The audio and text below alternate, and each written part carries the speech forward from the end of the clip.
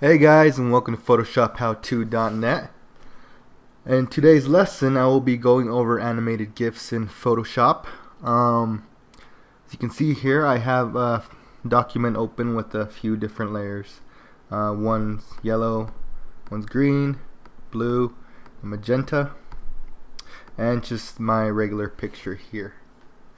If you want to follow along, the document size is just 640 pixels by 640 pixels at a resolution of 72. Oh, sorry, 565 by 565 at a resolution of 72.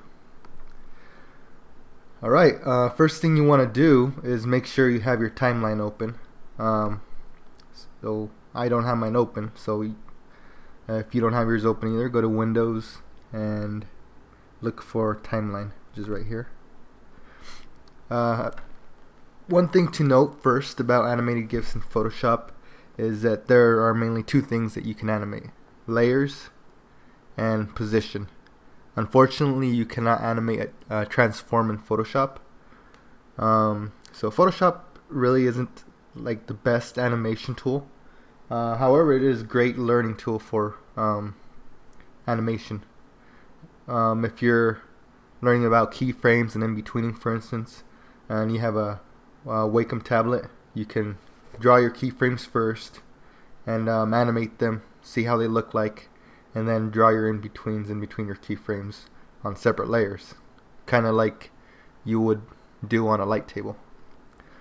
Alright, let's get started. First thing, as you can see here, it has an option here where it says create keyframes. If you're looking at the one that says create video timeline, you want to switch it with this drop down to create frame animation. I like to keep my timeline down here. Go ahead and create, press the button create frame animation, and as you can see, I have my first layer right here. It says 1, it says 0 seconds. This is just how long that you want that frame to last. You can change it here from no delay to 0.1 seconds, 0.2, 5 seconds, 10, and you can add your own custom number of time right there. I'm not going to change that. I'm going to leave that at 0 seconds. Here is how you create a new frame in your timeline. This would be how you would tween two keyframes together. If you're not sure what tweening means, the best way I can describe it would probably be is if you take an object on a layer and then you move that object somewhere else on a different keyframe, and then if you were to add the tween command to those two keyframes, then it would draw the in-betweens between the first position to the second position, pretty much drawing in the frames for you. I'm going to go ahead and create a new layer here. I'm going to go ahead and make my yellow layer visible, add another layer, and then add another layer. So from 1 to 4 they're yellow. I'm going to make it so only 1, 2, and 3 is yellow, and I'm going to change 4 to green. I'm going to go ahead and add another layer here, and then another one.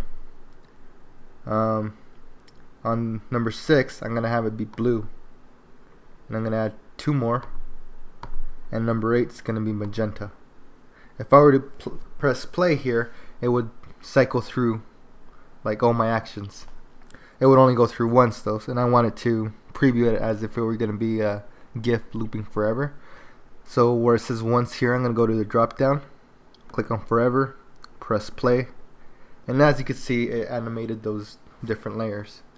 I'm going from my regular looking layer to yellow, green, blue, magenta. Now this might be a little bit too fast for me, so what I'm going to do is I'm going to go here and drop down. I'm going to give it half a second on each one. Go ahead and press play. Oops. Play. And that's a little bit slow now. But as you can see, that's how you would create an animated GIF. I think I did like it faster actually, so I'm going to go ahead and undo all that and just keep it at 0 seconds. Now, in order to export this GIF, what I'm going to do is go to File and Save for Web, or just Command Option Shift S.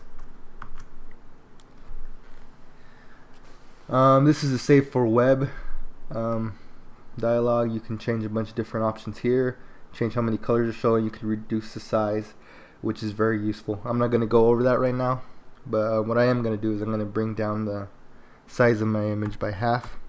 Hit 50%, so now it's 283 by 283. That's relatively smaller size. I'm gonna keep the looping at forever, and I'm gonna hit save. Now I'm just gonna go ahead and name this GIF 1. So there you go. That's my first animated GIF. So if I were to go to my Finder, or if you're using a PC, just go to where you saved your file. In my case, lessons GIF 1. You could see that this image is animated. So if I were to open it on a web page, for instance, there you go.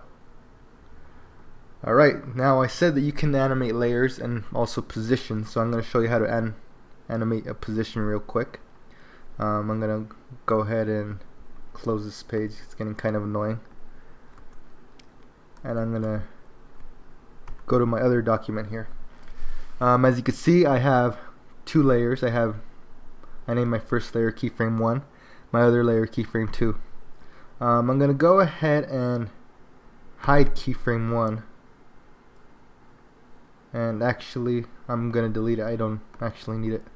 Oh, wrong button. So now I have one layer called keyframe number 1. I'm going to do the same thing right here. Here's my timeline. I'm going to press create frame animation, and what I want to do is, just like before, add another frame down here. I'm going to take this position, I'm going to move it down there, so on 1 and 2 you can see there's one dot here for this shape and the same shape on a different position. I'm going to select both of the frames. I'm going to go to this little icon here, which is just the tween animation frames. I'm going to click it, and it's asking me how many layers I want between that motion. I'm going to go with 9, just a random number. I chose it for no reason, and it's going to tween my selections.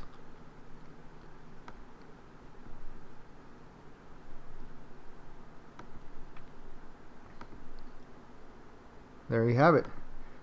Looks kind of choppy, so when you do it, you might want to add more frames. I'm going to go ahead and undo that real quick. Show you one more thing you could do. Change the opacity from there to 23. Okay, I'm going to go ahead and again tween both those frames. I'm going to add more. I'm going to keep this box where it says opacity checked, and I don't really have any effects, but I'll go ahead and keep them checked anyway. I'm going to hit, let's try 24 frames. I'm going to hit OK, and now when I do that, you can see that it's moving down to the second position and then fading out. If you want to save this as a GIF, again, you would do the same thing. Go to Save for Web. This one's 640 by 640. I'm going to bring it down to half of that. It's 320 by 320. And I'm going to go ahead and hit save. I'm going to call this GIF number 2. Save it. And if I go back to my Finder, you can see that I have another animated GIF coming from the corner, falling down, and fading out. One more thing you could do is you do not have to export it as an animated GIF.